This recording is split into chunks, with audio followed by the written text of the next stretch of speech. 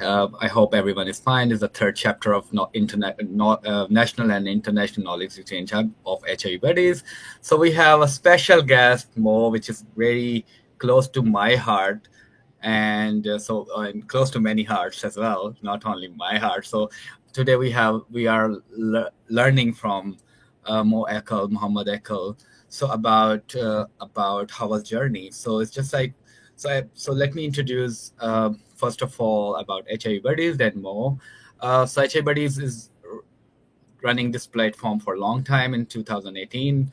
Since 2018 in Pakistan and Asia and Europe, and then collaboration with UNODC, UN, just so many things work for chemsex, PNP, and people living with HIV, especially the online platform. So just like we restarted chapter in Canada, we're just like initiative for Muslim community, South Asian community, Middle Eastern, Arabic, West Asian community, for Persian and Turkish community. Would just like to know HIV first of all, because we have background, just like we are always creating taboos for HIV, and because it's coming from the sexual health related, we are not talking about sexual health. So I'm talking just like fast because we have only 1 hour.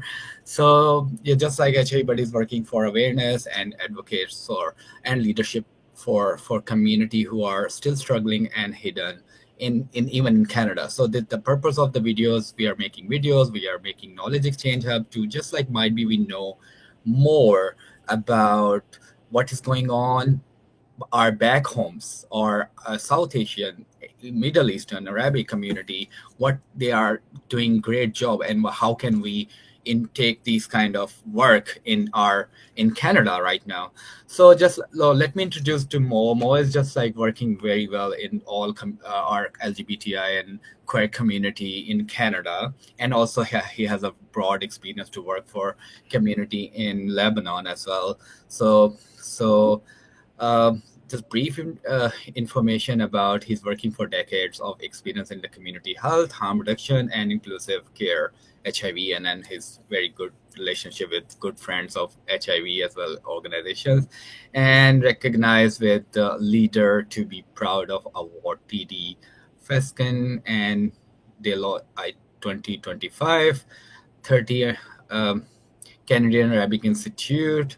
I don't know what is the City of Toronto Pride. Wow, great 2023. So it's just like so many things. I don't want to just like share everything. I think we need to know with Mo. Thank you so much, Mo. I just speak 3 minutes too much, so I'm giving you platform to just know about you. How's your background? What is your background? How's your working in first of all in Lebanon? Why you choose career to work with community rather than just like why not corporate? So just I want to know more, so and the audience might be know more about this. So yeah. First of all, I want to thank you, Yasir, for the invite, and good morning to everyone who's watching us. I want to say that HIV Buddies and what you're doing is a very meaningful and impactful work, and you're creating a lot of impact, and you're being the voice to those who are voiceless or who are like dealing with systemic barriers and oppression that are not able to be their true authentic selves, but your work is spreading the light. And thank you for the introduction also about myself. I'm very humbled, and it truly means a lot to me to be invited on your show. And my journey, like I am originally from Beirut, Lebanon, which is in the Middle East or West Asia.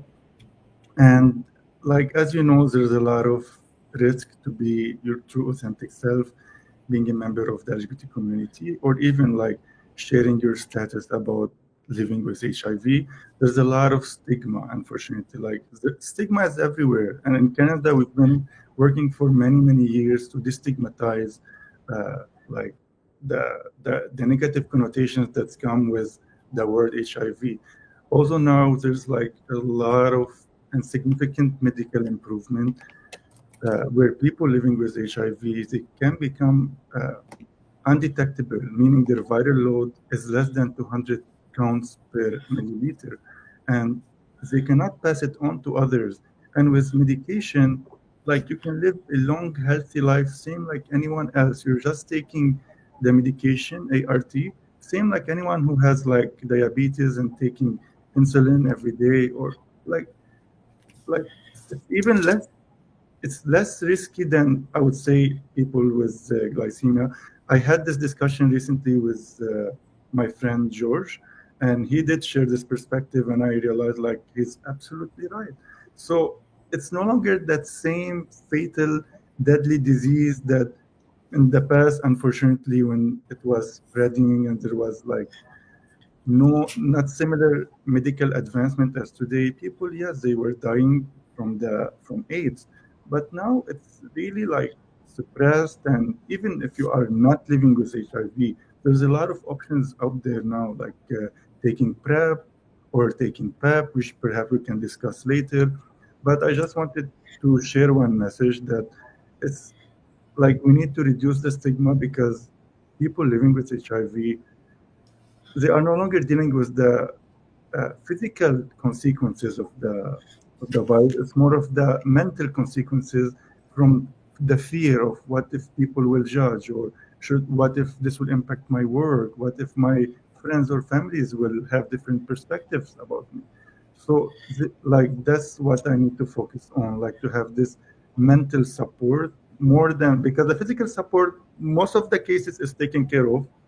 I know there are still places where like people don't have access to medication, and due to many systemic barriers, or they cannot afford it. And I wish there's like more medical inclusion where people don't need to worry about can I afford that, but it's just available there because it's basic human right. But yeah, I'm coming from the Middle East. It's still like a taboo to talk about your sexual orientation, your gender identity, or even to discuss your HIV status. Unfortunately, it's still stigma. Yeah, thank you so much, Mo. Actually, you remind me about 2015 when we were struggling for testing in Middle East of HIV. So it was so tough to just like looking for rapid test, just like openly available, and we were just like providing pharmacists from some people to just go for the rapid test by yourself and do it. Just like so much things, and so much stigma like Pakistan and India and South Asia like as well. So because we were we were always talking about AIDS has no treatment in 80s. So they in every Pakistani campaigns and other campaigns as well. So just like so much taboo and stigma with AIDS actually. So but we were not able to convert this bad message to just like negative message to positive message. So I said that why we are not working for positive message, just like every time we have negative message. So it was just like long journey. Thank you so much. And also, have you watched any our videos just like undetectable equals to transferable? So we just like mention here, hey, I mean, a positive person is more safer than a person who don't know their status. So just like, and I have two children. I'm positive for a long time. I do not transfer. So if I'm not transferring, means no one is transferring who's undetectable. So thank you so much, Mo. So how was your working experience in back home, Lebanon? So before I jump to that, I want to say that yes, I've been watching all the videos that you've been doing, and they are really up to date. They have very good information for people who still have like misconceptions. And I really recommend that everyone go and check like HIV Buddies and all the videos that you've been doing, and all the partnerships with very brave advocates that are spreading the word and sharing their stories and healing collectively. So please do check it out. Thank you Now, so much, Mo. of course. So for my work experience in Lebanon, I mean, I was a student before coming here. I was studying medical lab sciences, minor in public health, and I did take some pre-medical courses before coming to Canada at the American University of Beirut. So in my work, like of course, I took courses in virology, bacteriology, parasitology, and all these like health related courses to make me more cognizant about, like, let's say, HIV. And that's why I chose when I came to Canada to be working in a meaningful sector where I can actually have an impact and help others, not only make someone else richer and make profit, but actually have an impact on people's lives and be like a true change maker and enable others to also become their own leaders and advocates. So in Lebanon, I would say like my experience is I've done a lot of like volunteering with like NGOs. I was also an advocate about LGBT rights even when I was in Lebanon on campus. I tried to join the different uh, advocacy campaigns in Lebanon. That was risky, maybe that was not wise, but I felt like this is the right thing to do, and I continue to do the same here in Canada. Just to add, like perhaps my experience would be the rotation that I did at the AUBMC, the American University of Beirut Medical Center, at the different departments in the hospital as part of my graduation training. And like I volunteer with the Children Cancer Center, St. Jude in Beirut, Mumkin Organization, SOS, and like the Red Cross. All of this just it was always my my purpose to be involved in something meaningful where I can help others and expand my impact without just necessarily making another person rich or another company rich. No, I care about the people more. So how you been?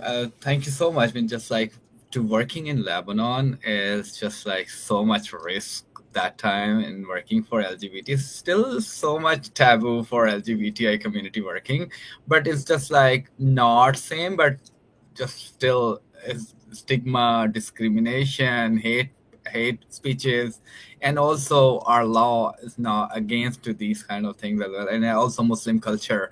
So I mean, how you manage these things in Lebanon? Well, it wasn't easy, of course. Like I was living on campus and I was independent. Gratefully, I was on a full scholarship, and the scholarship was paying for my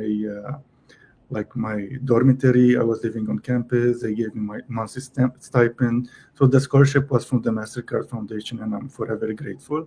And this has empowered me to be very independent. So I'm like, I am independent. I'm not relying on anyone's financial support. If my parents don't understand me and they cut me off and stop supporting me, I'm still standing on my feet. I'm still capable to survive. So I'm not telling that coming out should be done for everyone, because you need to assess: are you safe?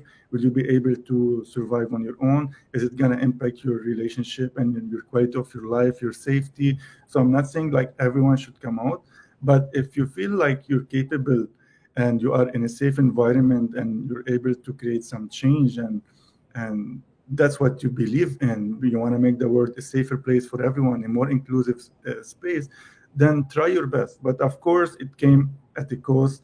I did lose a lot of friends when I was on campus. I mean, I had very good connection because I was living on campus. I was very connected with my faculty, with other scholars, with other students. And I thought like, okay, they are like smart and educated people in American universities, or they most likely will be more open-minded. Unfortunately, there were a lot of intersectional factors that people didn't really understand. I would say personally, the most factor, unfortunately, was the misinterpretation of religious verses, or referring to verses that, based on your human biases, you define it in a different way. Also, we know that the message of God has always been about love. God is merciful, God is forgiving, and God will embrace you and will never make you feel like you're less, you're inferior, because you're not. You're worthy, you're loved, you are human, and people should respect you based on that before anything else. Thank you so much. I mean, my companions always, I said, I'm Muslim, but I have no any. Uh, I mean, for me, is religion is my thing, not just like for other thing. So why we are talking every time when we are cornered, then we are bringing religion in between our discussions. So just like religion is just like our maybe something to just like use somewhere sometimes. So I never use these kind of things to I always said we are human. we need to work for our our humanity. Right? That's it. So does not matter what we are doing. Does not matter. It's what they are doing. So for me, just like street based person who's just like using drugs, it's just like same like me, just like a premier who are leading Toronto, or maybe just like any is the same person, but just like situation is different. So we just need to check the situation, and might be their need for minor support, and they are coming in your position sometimes. So everyone is equal. So thank you so much, Mo. So my second, it's not just like questions, but just like general discussions. So how was your? So when tell me about your journey in Canada. I want to know more about the Canadian journey. Yeah, so when I came to Canada, like I was a fresh graduate, like I graduated from my medical lab sciences, Bachelor of Science, and I had high hopes because I was at a very good university, which is like ranked from the top universities globally by QS and many other global ranking. I would say like the American University of Beirut, uh, like it's not about comparing, but if I want to let people who are hearing us, Canadian audience or from the North American uh, continent, it's actually like ranking wise would be like higher than TMU, Ryerson, higher than York. Like it's similar to, let's say, University of Waterloo, and like it's always from the top 250 universities globally and one of the best in the Middle East. So to come to Canada and realize like all your hard work, being from a very well recognized university, graduating with distinction, being on scholarship, and then they tell you, oh, your education is not accredited, you need to start from zero. Just zero. Yes. It was very, very, very heartbreaking. And to tell you, like, well, you do have some experience, but we're looking for specifically Canadian experience. And I understand that because, like, you're in Canada, you need to understand how to adapt, how to connect with the Canadian people, adapt to the Canadian culture. Canada welcomed you, and you need to adapt based on that. But you still have international skills and experience that you can bring, and they are transferable skills that I'm sure would help you like succeed and bring fresh perspective and make you more productive at work, make work more inclusive space, more psychologically safe space. Because if we truly want to make the work psychologically safe, we need to also be culturally sensitive and aware about different people and their perspectives and respect them all.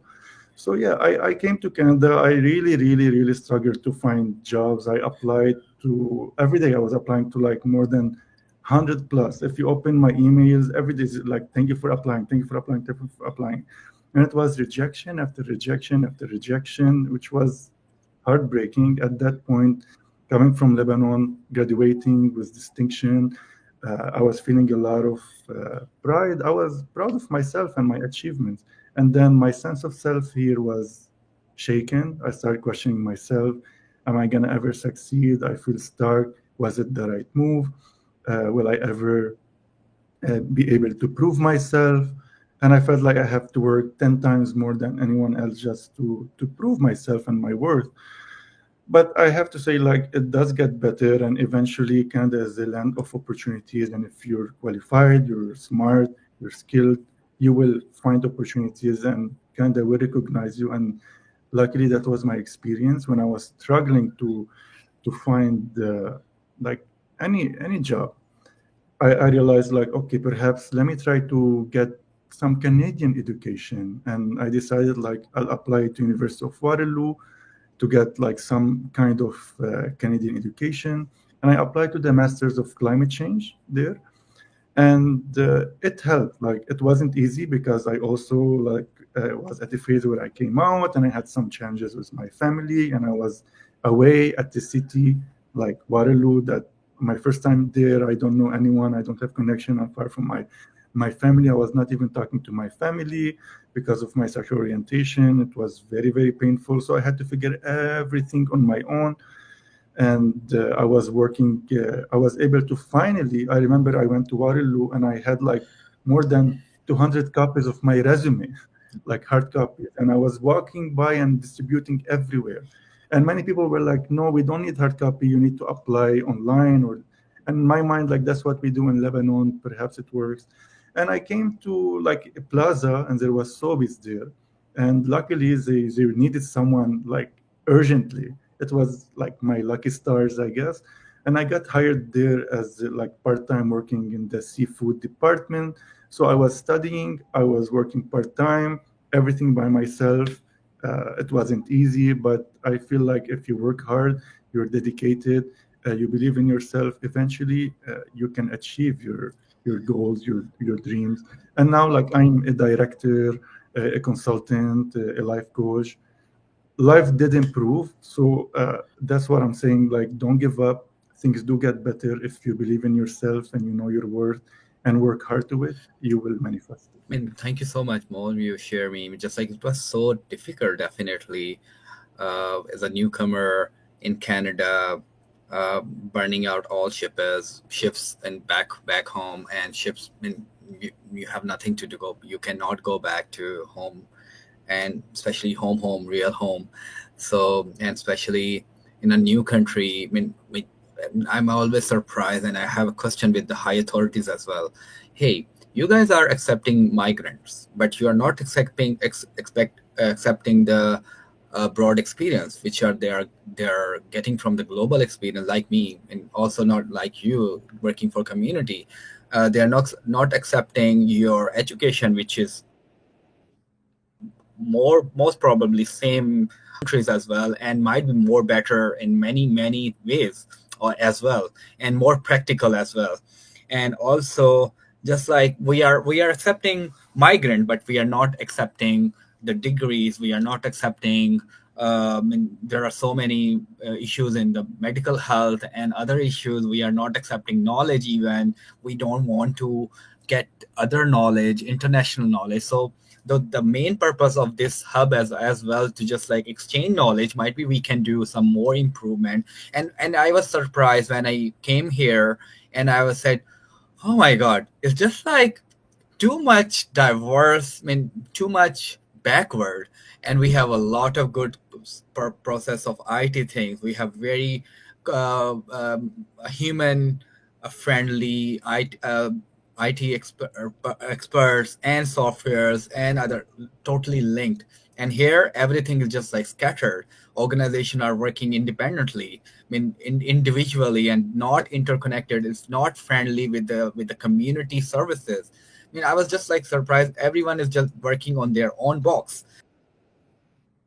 No, so, but the we integrated 56 organizations together. Initially, we were 6 organizations. Then we make 10 organizations. Then we connected with, I mean, UN, with the UNDP Health and Global Fund Health, and other sport. But we just like integrated, and we can we if the person is in some other country, other city, we always just say, hey, you can go this side and you can get prevention services. You can go this side and you can get the treatment services because you cannot travel.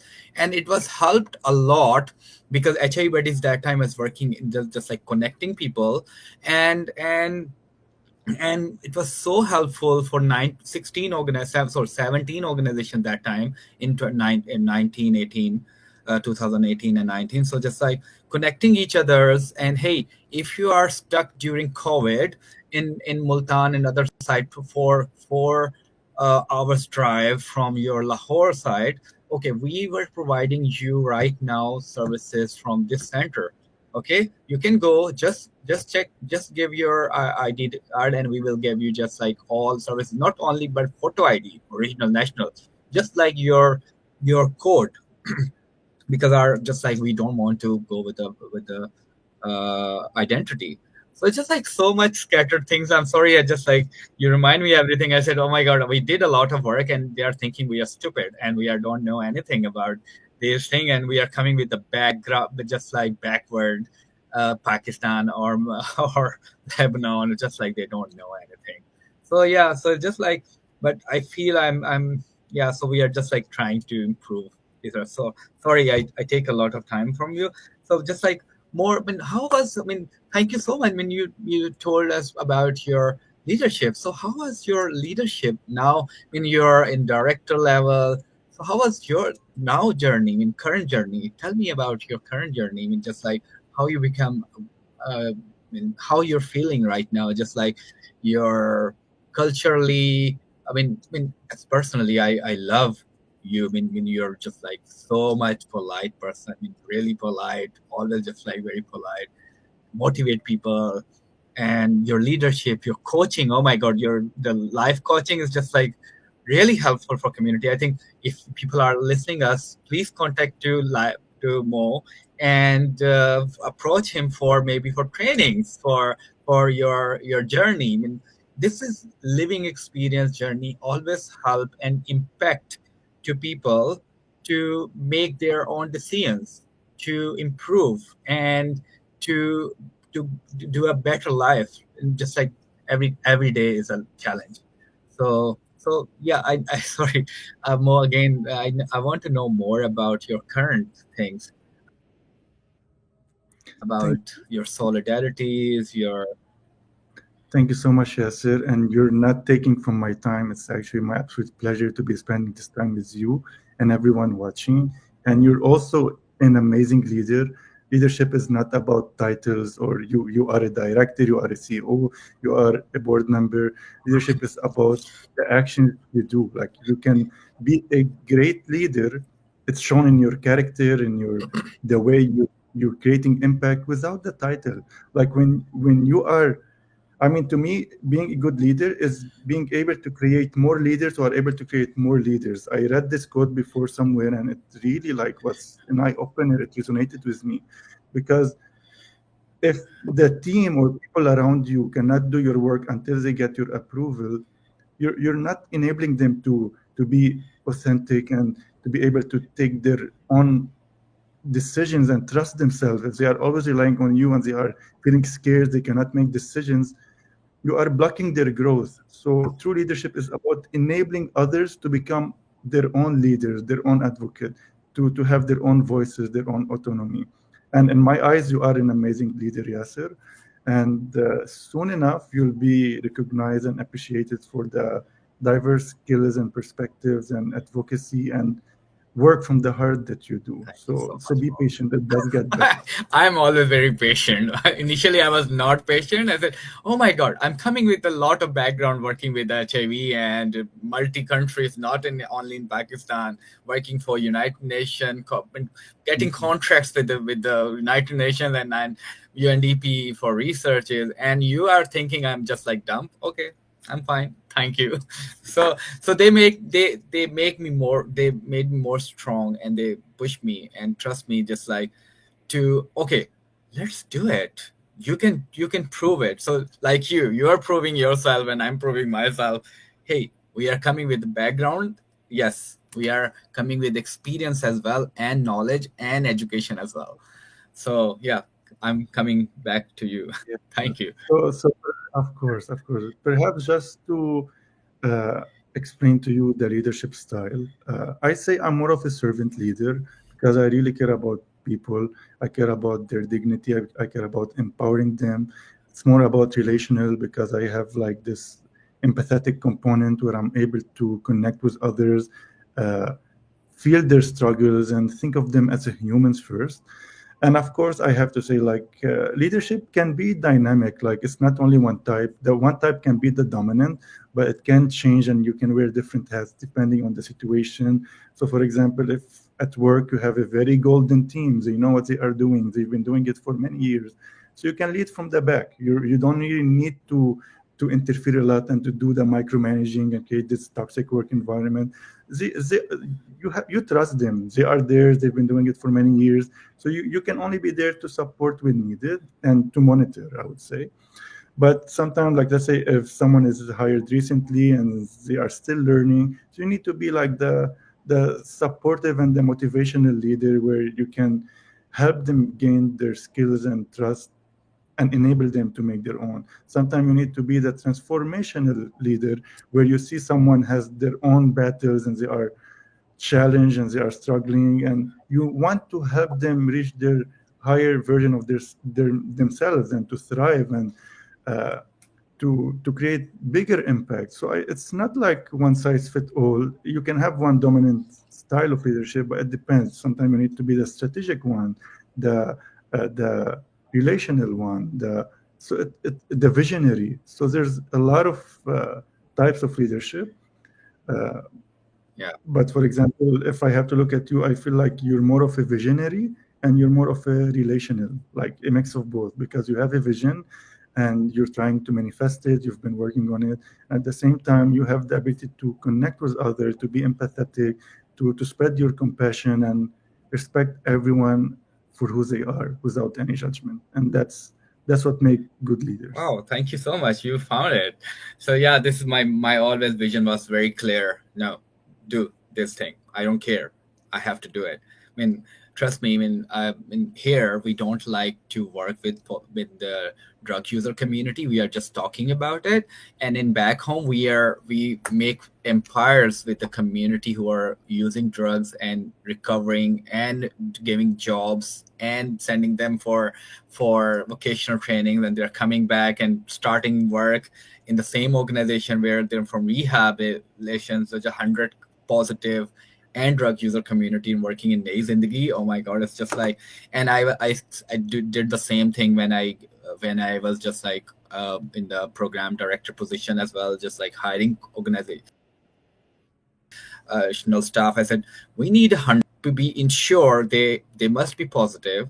They have a living experience of HIV. They are working for HIV. They don't mind. I don't mind but they always, I mean, to drug user, and they had a history of drugs, and they might then, or I mean, we have to encourage them to work rather than just leave them and whatever they want to do. Just like, I mean, here, just I realize people just like creating so many taboo and stigma. I mean, in still we are, I mean, I face so many times in the stigma about and about HIV, I'm a drug user, because I'm a history of the drug use, and chemsex and PNP openly talking about it. So I said, okay, this vision is my clear. I don't mind. Thank you so much.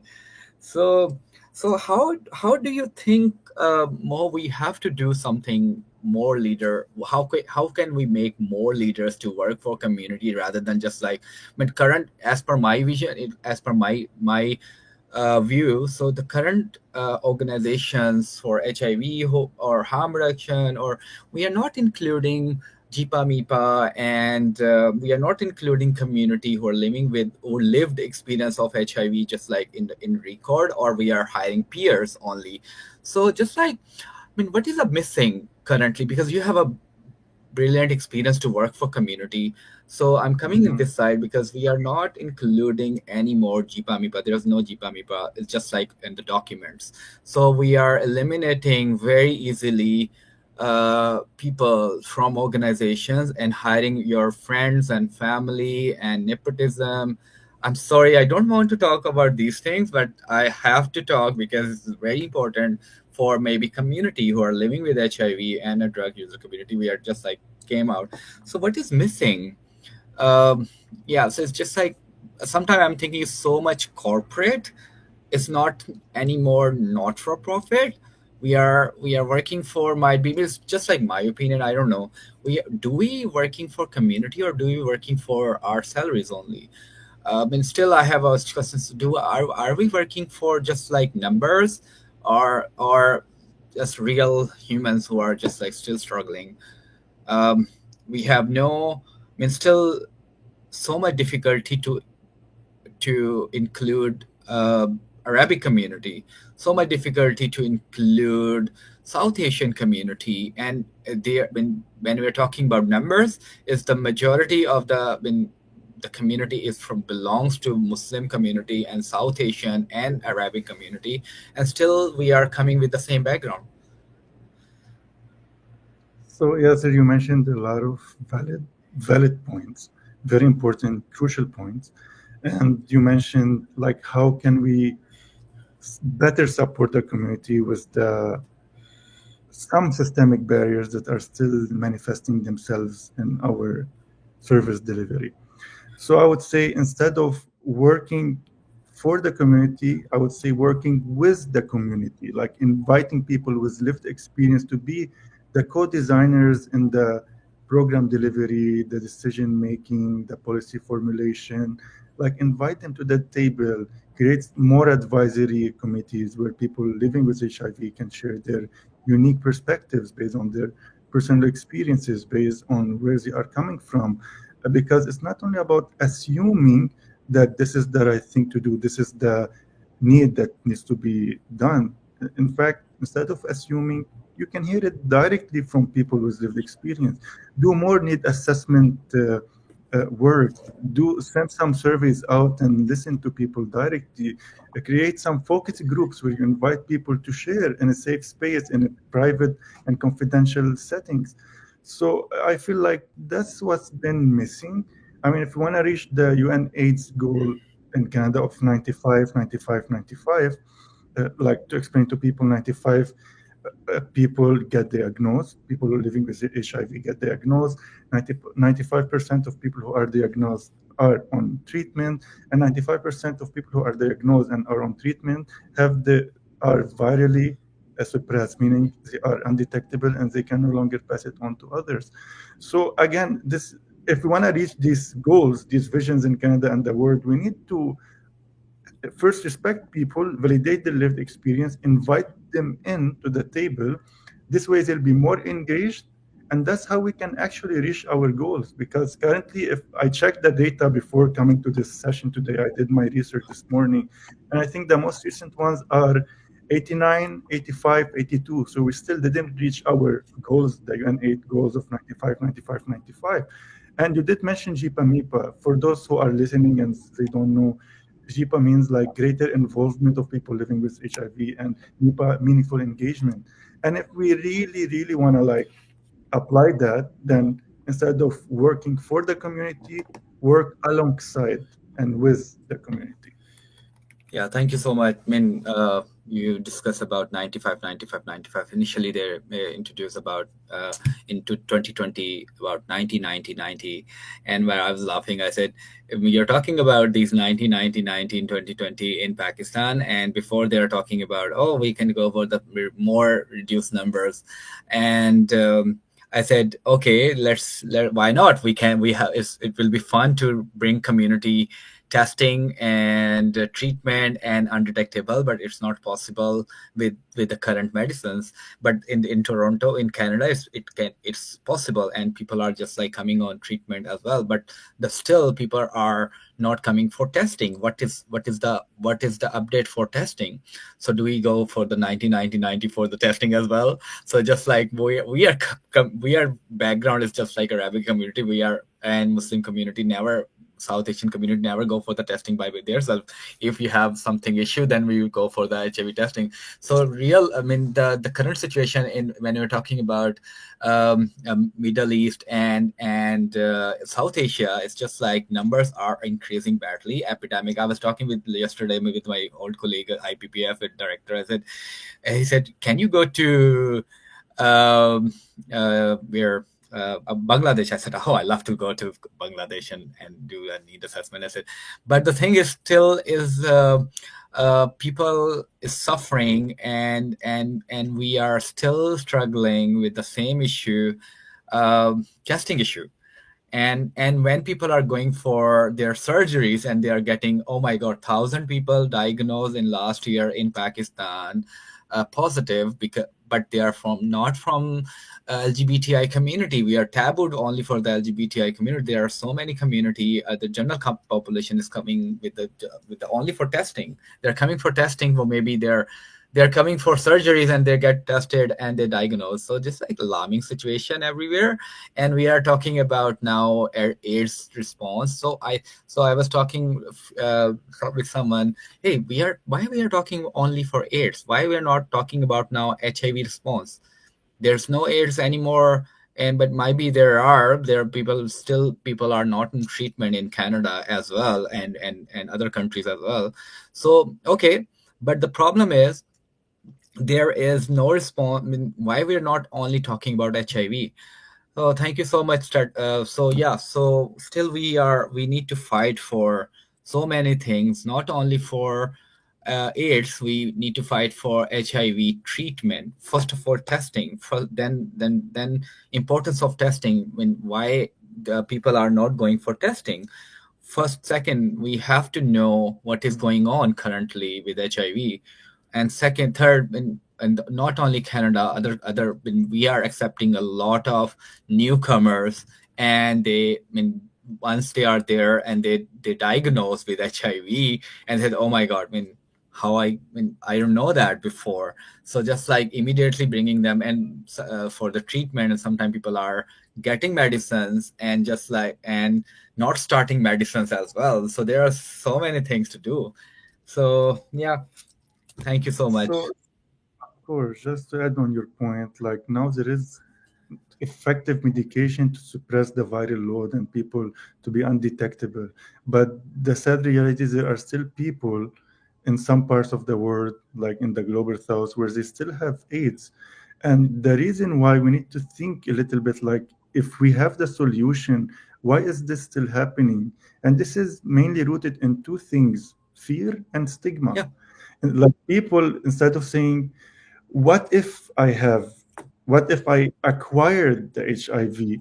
People will say, even if I acquired the HIV, I will receive the support, I will receive the medication, and I will sustain my love and support from my family and my community instead of being stigmatized and judged and discriminated and excluded. Yeah, I think you're right. I think education is very important, and not in one language, in different language. I'm trying to just like make. I was making initially myself videos in 2020 and 2021 to just like sharing, hey, the HIV is not spreading, and now just like making videos now, avatars to just like in separate language. So Arabic version is coming maybe next week, maybe today or tomorrow when my coworker is working on it. So it was so hard to just like translate. So when you're speaking it's different, when you're translating it's different. So yeah, so I think you're right, education is still, we really need to work on awareness, not only for treatment. And once you're aware, then you are not treating and discrimination, and fear is coming with not in when we have no information and knowledge. Thank you so much. You get excellent. So tell me about coming on your life coaching. So tell us about your life coaching. So tell how HI buddies can get your or maybe other people maybe get your trainings, or how can you help us? Of course. Thank you for bringing this up. I just want to circle back on the previous point you mentioned about awareness, because without awareness, you cannot change anything. You need to be aware. And that's why, like, these advocacy campaigns and the awareness campaigns are creating change. We've seen that in Canada. People are having less stigma now about people living with HIV. People living with HIV are more engaged, they are getting the medication, and they are thriving and living a good quality of life. But the situation is not the same in the Middle East, because there's still fears, there's still stigma, there's still lack of awareness, there's still like misconception. People still sometimes think like, oh, if someone is living with HIV, I cannot hug them. And this is absolutely wrong. If someone is living with HIV, I cannot kiss them. It cannot be transmitted in saliva. Like there's a lot of misconception. Again, it comes about educating them, like you mentioned, and sharing awareness. So you mentioned a very important point. Sorry, I Now, will cut you in it. So it's not only in Middle East and our South Asian community, only also, this is just like all information in GTA or metropolitan cities. So if you go, even in metropolitan cities, I get these informations, and so many people just like going for bed, and they didn't read the status of HIV, and they said, "Oh, you're positive. I cannot do sex," when they're wearing their pants and they're going. I said, "Come on, what kind of which world you are living?" And a few days ago, there was just like I was talking with someone. I said, "Oh, and he was so afraid from HIV, and he was not doing sex because my brain is not accepting, and even white community. No, I'm not talking about only South Asian and Middle Eastern right now. When people are just, people know AIDS okay, there's no treatment, but they are talking about HIV. They're still creating stigma and discrimination with community who are even white and living in GTA. But the GTA is in Toronto is more acceptable for positive, but in the surrounding areas, they don't like to talk even for the HIV positive and in communities. So yeah, so this is not in Middle East or everywhere. Of course, it can be available anywhere where there's lack of Yeah. awareness, lack of education, and stigma about people living with HIV. And as you mentioned, sometimes there are available information in urban cities, but it's still not very accessible in rural area where people cannot have access, or maybe even like there are some information available online. But we need to remember that there are still parts in the world where people cannot afford having internet in their home, so they cannot have access to online resources. So there is still like some challenges in this world that we can tackle to spread more awareness and destigmatize HIV. Now, to circle back on the life coaching discussion. So all my life, I feel I've been doing life coaching informally. Like I'm always there for my friends when they need support. I always try to enable them and create more leaders and advocate. And and one time I have a good friend who told me, like, that was 3 years ago. More like, you already do life coaching. Why don't you make it your profession and make some money out of it? And it hit me back then. I didn't know that what is life coaching. It was a very vague idea. It was a term I heard for the first time. I know about therapy, like counseling, consulting, but what is life coaching? And I realized, like, yes, I do it informally as I was doing more and more research. And even like in my work, like people who report to me, I supervise, I do some professional coaching with them to help them gain skills when someone new is hired on the team, and I need to coach them to make their job in a more effective way, to become more proficient. And maybe perhaps I need to explain to people what is life coaching, because there's a lot of misconception about it. So therapy is for people who are still struggling about the past, like they are suffering the memory of, like, the pain that happened, the trauma, depression. So in these situations, you do need therapy.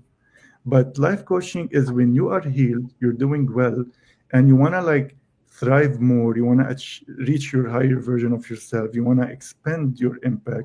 Then life coaching is for you, because now it's more focused on your future, it's action oriented, and it's enabling you by asking the right questions to think deeper and block these unconscious biases and patterns that have been made you stuck in your life, and find ways where you can propel to reaching the vision that you have for yourself, because everyone knows that I am ambitious and I deserve more, I am worthy. And to reach there, sometimes you need the support, a little support from a life coach to help you think clearer and disintegrate these barriers that have been stopping you to reaching there. And it's like, as a life coach, I'm not coming here with like advice or solutions, because I'm not a consultant. I'm not coming to tell you you should do that, this is the best approach. But no, as a life coach, I believe that you are the master of your life. You know your life better than anyone else. You know what works and what doesn't work for you, and I just help you find the answers that are already lying within. So that's what's life coaching. I got certified recently in ICF accredited program to become an executive and life coach. I've built my website. I've been coaching a few people now to get my ICF credentials. So I've done a lot of coaching. I received a lot of feedback, and I'm truly loving it, because I feel it's really connected to my purpose of helping others, and it's more focused on helping members of the LGBT community, especially from the global south, because I noticed, like, I did my research, and unfortunately, there's not a lot of life coaches who are coming from the global south and who are openly gay, like especially in the Middle East.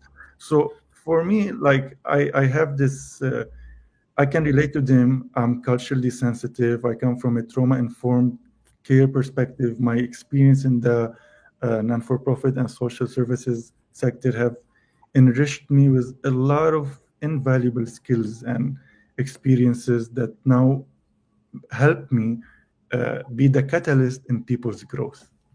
Thank you so much. I think you're right. Actually, when there are some time just when you're coming and or coming out with the just like maybe drug addiction, maybe just like your HIV, maybe mental health, maybe anything. So you need some guidelines. So we really need these kind of work, which is going to connect with the right person who can help you with your things, not just like just be a dominant. Hey, you have to do this. You have to do this. No, we really need these kind of coach. It's just like coaching, just like the gym instructor. They are always help you to make your body well. Just and the life coach is just like helping you to your life well. So it's the same thing, but it's just like journey is different, and they're helping you to your work, not just like your body, your missions, your leadership, your experience, your just like bringing out from you and motivate you. Just like motivation is the more important after trauma therapy and care and treatment care, and after also how can you do parallel things, and how can you help yourself on the daily basis. Okay, whenever you need me, you can come and sit with us and we will talk about these things. This is very important for, especially for our community who are just like doing I mean, sometimes they don't know how to talk about these things. And I meet with many people who are coming from Middle Eastern community city countries, and they are doing some just like very small jobs currently in Canada, and they don't know how to improve the skills. And I'm trying to just like I said, hey, you don't need to do these things continuously. You have to go for, first of all, you have to check what is your goal, how you need to achieve them, and how can you baby steps. The baby step is, first you need to improve your English, because you are coming with this background. So just like these kind of, I think life coach is helping, right? So yeah, this is very important. I will recommend to everyone who's just like coming a background with the other countries, and it's so important with the same culture, especially the culture sensitive.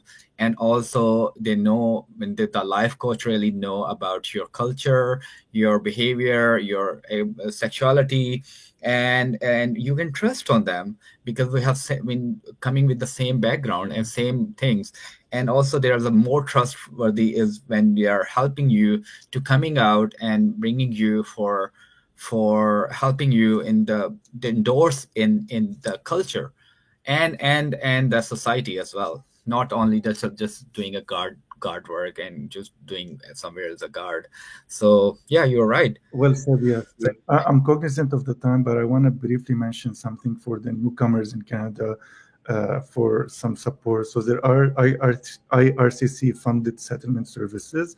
So these are services specifically for newcomers and refugees. They help you with translation, interpretation, connecting you to resources, to employment, to if you need food bank, furniture bank, connecting you to family doctors, pharmacies, housing. So there are services. Sometimes people are not aware that the government do provide services to Yeah. support them.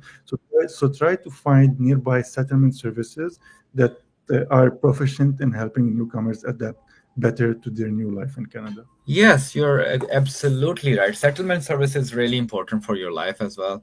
And when you're a newcomer, definitely. And life coach is always just like helping you, not just like everywhere. But yeah, life coaches are, maybe you're in South Asia and you're looking for, maybe in Pakistan, you're looking for some support, maybe virtually they can help you to motivate you with the confidentiality, right? So yeah, so we have just like 5 minutes. So, so what do you want to say? Anything, whatever you want to? Just like I don't, because I'm talking a lot. I love to talk.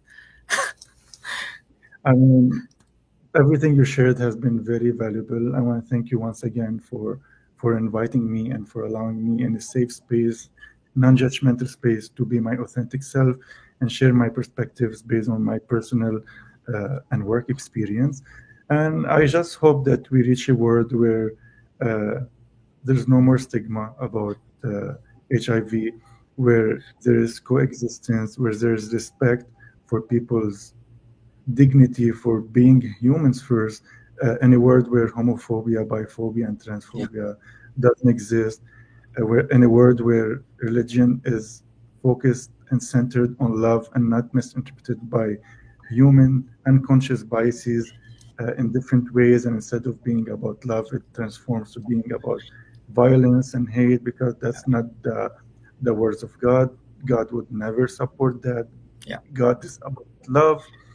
And yeah, for anyone who feels like they also need support, feel free to reach out to me or to Yasir. If you are in Canada, reach out to settlement services or organizations nearby.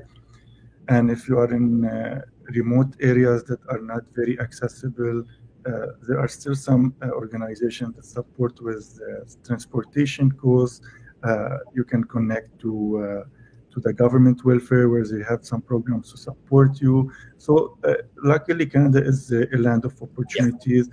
Uh, you are never alone. And for people, because it was mentioned briefly, for people who are struggling with substance use, there's no shame about it, and know that people need to understand that it comes from a place of pain, trauma, a gap, and people, especially these vulnerable or marginalized people, deserve more love from us, not judgment, not discrimination. So spread your love, your light, and hopefully we make this world a better place. Peace to all. Thank you so much, especially when people are living with substance and dependent on that substance. It's just like a very sensitive topic. We hate people. I mean, this is a reality. We just like working for them, but we hate them. But the reality is, we need to just like, I mean, don't be dominant with the community, but might be the situation is different. I mean, I listen many stories. People were just like donating million of dollars to organizations, and currently they are, due to the dependence of uh, uh, drugs, they are homeless. And I was just like surprised. I said, oh my god, where we are going. So the thing is, the youth is living with, I mean, on the streets these days. I'm always just like so feeling bad for my new generation who are, I mean, I always said these are my children. I mean, I don't care what is my age, but they are our new generation. We need to take care of them, not just like sending them to just like for to use substance and just like ruin the life.